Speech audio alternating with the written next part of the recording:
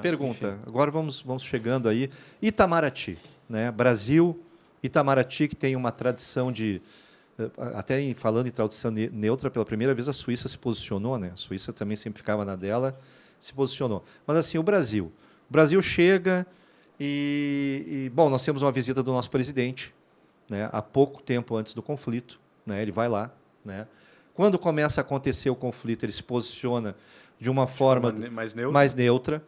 E o Itamaraty vai lá reforçar aquela tradição brasileira de dizer não, nosso negócio é a paz. Tá entendendo? Isso aí tem que cair, isso aí é inviável, né?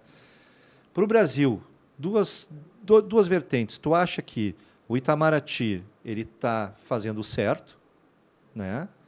Em termos de diplomacia, né? Ou tu pode falar, se tu acha, né, que nós tínhamos que ter uma postura mais pró-OTAN, pró-aliados, né? Ou essa postura neutra, tu acha que ela é eficiente? Estou falando economicamente. Por quê? Porque que tem que falar, o Brasil depende de fertilizantes, né?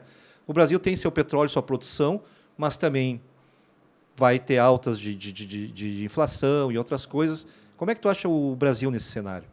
Bom, primeiro, 3 modificações que, na minha opinião, são fundamentais, eu vou falar de 2, porque são 2 que aconteceram, que foi, na minha opinião, a troca do Trump pelo Biden, que isso diminui o risco, embora o Trump teria uma postura talvez bem diferente do Biden nesse processo.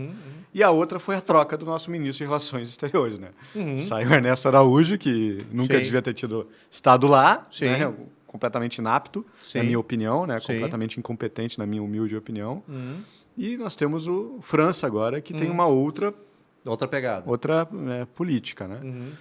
Nós temos aquele, então, esses são 2 modificações que aconteceram que são importantes. Uma no sentido mundial e a outra mais focada no Brasil, né? A terceira, enfim, deixa para lá, para mais adiante falar sobre, né? Certo. E relação, economicamente. É isso que eu vou comentar agora. Então, o que acontece? O presidente Bolsonaro fez essa visita à Rússia, muitas vezes até desaconselhado, né, por alguns, né, porque esse processo de eclosão ainda não estava em invasão, né, a Rússia não ainda tinha invadido a Ucrânia e foi convidado, e, enfim... Está na agenda? Está na agenda, fosse convidado pelo Biden, deveria ir, enfim, é um dos maiores países do mundo, a Rússia, tal, então foi.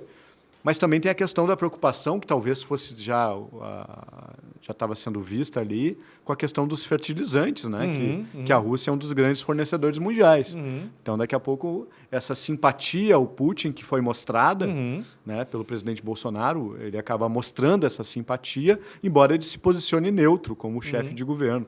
Mas fica claramente na visita dele a essa simpatia. Tanto que muitos militantes, enfim, mais ligados ao presidente, têm essa simpatia, né, pelo Putin. Sim. Não, é incrível como as narrativas elas se dividem... Assim como a Venezuela exatamente, também, como você já... Exatamente. Os extremos meio que se associaram, né?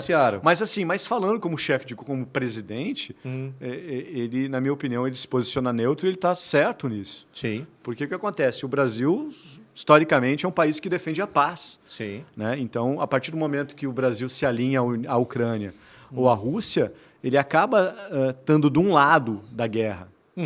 Eu acho que o Brasil não tem que estar em lado nenhum da guerra. O Brasil tem que ser contra a guerra. E aí, ele tendo uma posição de neutralidade, ele pode contribuir.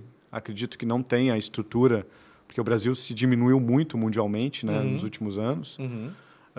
Mas ele possa contribuir lá com o seu grão de areia no sentido de trazer uma negociação em prol da paz. Certo. E se ele se alinha a um lado ou a outro... Ele está fomentando... Ele perde, porque ele acaba sendo visto no palco ali como um aliado que está tentando negociar. Certo. Então, eu acho que o presidente está certo de manter essa posição de neutralidade.